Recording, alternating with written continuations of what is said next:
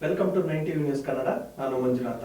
ರಾಷ್ಟ್ರೀಯ ರಸ್ತೆ ಸುರಕ್ಷತೆಯ ಮಾಸಾಚರಣೆಯ ಅಂಗವಾಗಿ ಸಹಾಯಕ ಪ್ರಾದೇಶಿಕ ಸಾರಿಗೆ ಕಚೇರಿ ARTO ದೇವನಹಳ್ಳಿ ಹಾಗೂ ಶಾಲಾ ಕಾಲೇಜುಗಳ ಸಹಾಯದೊಂದಿಗೆ ರಸ್ತೆ ಸುರಕ್ಷತೆಯ ಬಗ್ಗೆ ಚಾಲಕರಿಗೆ ಹಾಗೂ ಕಾಲೇಜಿನ ವಿದ್ಯಾರ್ಥಿಗಳಿಗೆ ಸವಿಸ್ತಾರವಾಗಿ ಜಾಗೃತಿ ಮೂಡಿಸಿದ ARTO ಅಮರೇಶ್ ಚಲ್ವಾ ಹಾಗೂ ಹಿರಿಯ ಮೋಟಾರ್ ವಾಹನ ನಿರೀಕ್ಷಕರಾದ ನಾಗರಾಜು.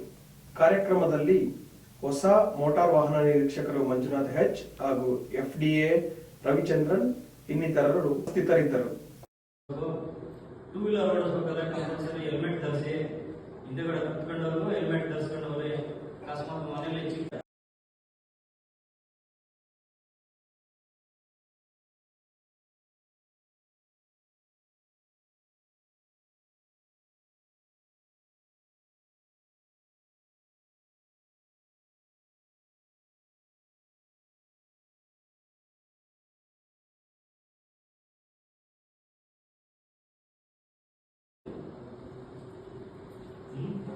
ಮಕ್ಕಳು ಮನೇಲಿ ಕಾಯ್ತಿರ್ತಾರೆ, ಮನೇಲಿ ಹೆಂಡತಿ ಮಕ್ಕಳು ಕಾಯ್ತಿರ್ತಾರೆ.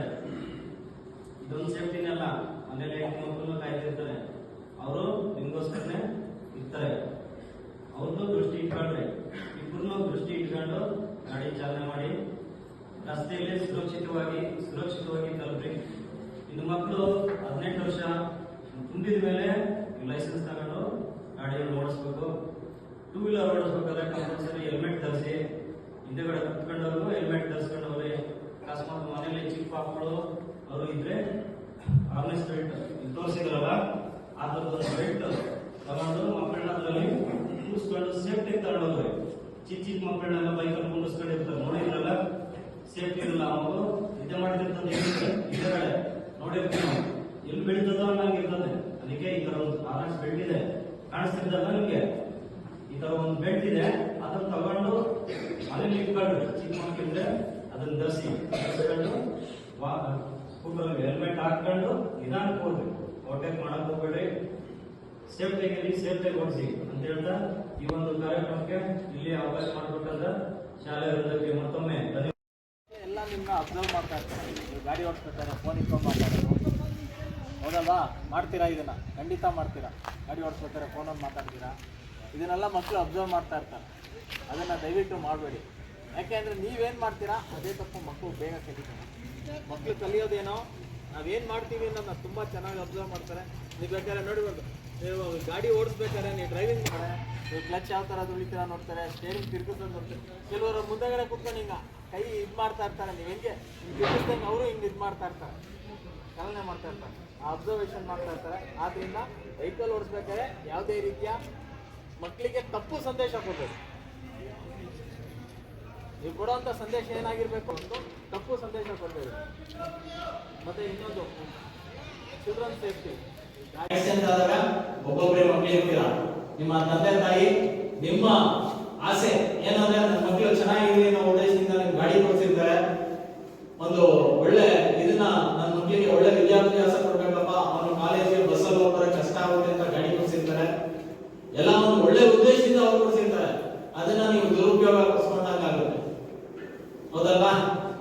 ದುರುಪಯೋಗ ಪಡಿಸ್ಕೊಂಡ್ರೆ ನಿಮ್ಮ ಇಷ್ಟು ವರ್ಷ ಅವರು ನಿಮ್ಮನ್ನ ಸಾಕಿರೋದಕ್ಕೆ ನೀವು ಒಂದೇ ಒಂದು ಸೆಕೆಂಡ್ ಅಲ್ಲಿ, ಹೌದಲ್ವಾ, ಆಕ್ಸಿಡೆಂಟ್ ಆಗೋದಕ್ಕೆ ಎಷ್ಟು ಟೈಮ್ ಬೇಕು? ಸೆಕೆಂಡ್ಗಳು ಸಾಕು. ಸೆಕೆಂಡ್ ಅಲ್ಲಿ ನಿಮ್ ಜೀವ ಹೋಗುವಂತ ಒಂದು ಸಾಧ್ಯತೆಗಳಿರ್ತವೆ. ಅದರಿಂದ ದಯವಿಟ್ಟು ಎಚ್ಚರಿಕೆಯಿಂದ ಚಾಲನೆಯನ್ನ ಮಾಡಿ.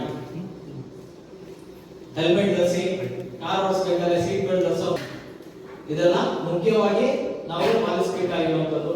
ಮತ್ತೆ ಮೊಬೈಲ್ ಫೋನ್ಸ್ ಉಪಯೋಗಿಸೋದು ಯಾವ ತರ?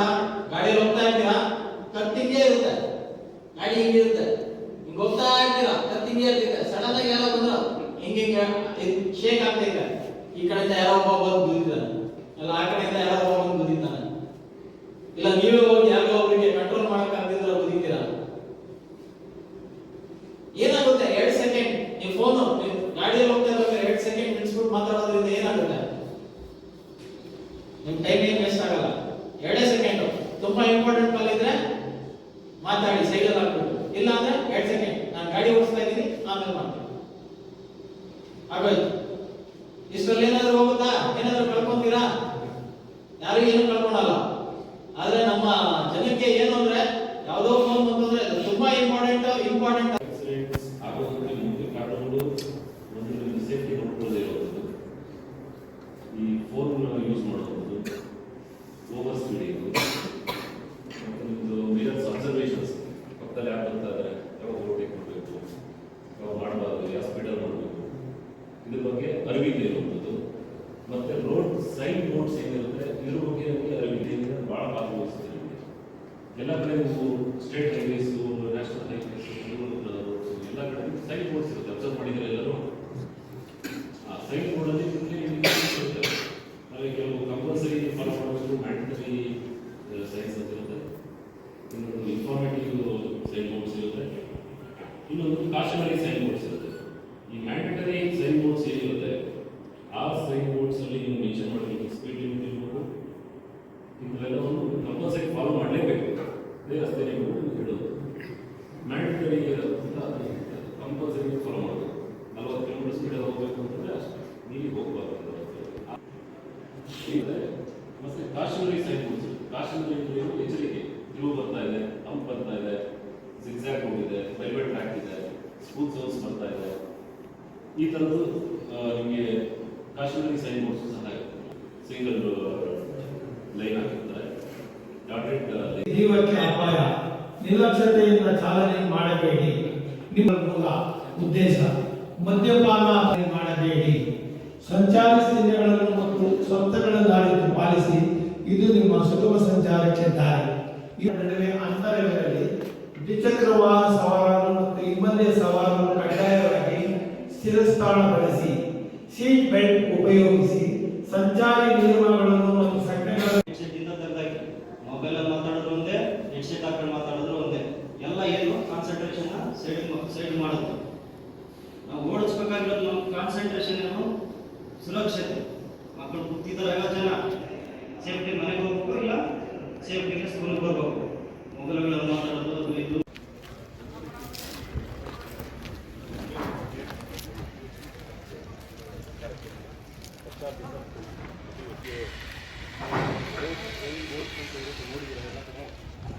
ಸೈನ್ ಬೋರ್ಡ್ಸಲ್ಲಿ ಮೆನ್ಷನ್ ಆಗಿರುತ್ತೆ. ಕಾಲೇಜ್ 20 ಕಿಲೋಮೀಟರ್ ಸ್ಪೀಡಲ್ಲಿ ಹೋಗಬೇಕು.